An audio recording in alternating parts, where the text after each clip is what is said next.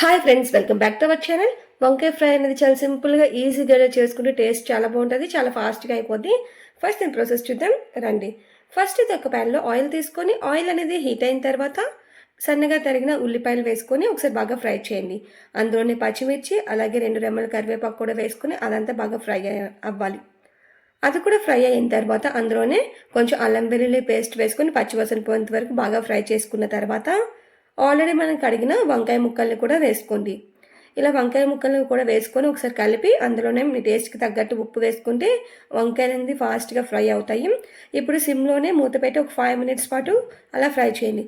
ఒక 5 మినిట్స్ తర్వాత తీసి చూడండి, వంకాయ అనేది సగం వరకు ఫ్రై అయ్యాయి కదా. ఈ టైంలోనే కొంచెం టమాటా కూడా వేసుకోండి. 2 టమాటాలు వేసుకున్నాను నేనైతే, మీరు కూడా వేసుకొని అందులో కొంచెం పసుపు కూడా వేసుకొని బాగా ఫ్రై చేయండి. అడుగు అంటేస్తుంది, అడుగు అంటుకున్నా అలా ఫ్రై చేస్తూ ఉండాలి. మధ్య మధ్యలో మూత పెట్టుకొని మూత తీస్తూ ఉండు. అలాగా 2 మినిట్స్కి ఫ్రై చేసుకుంటూ ఉంటే అడుగు మాడిపోకుండా చాలా టేస్టీగా వస్తుంది. ఇప్పుడు అలా ఫ్రై చేసిన తర్వాత అందులోనే కొంచెం కారం, కొంచెం ధనియా పౌడర్, అలాగే కొంచెం గరం మసాలా వేసుకొని ఆ మసాలాలు కూడా బాగా ఫ్రై చేసి సిమ్లోనే ఒక 5 మినిట్స్ పాటు మూత పెట్టుకొని ఉంచుకున్న తర్వాత స్టవ్ ఆఫ్ చేసుకుంటే రెడీ అయిపోద్ది. చాలా సింపుల్గా అయిపోయింది కదా, ఎక్కువ టైం కూడా పట్టదు.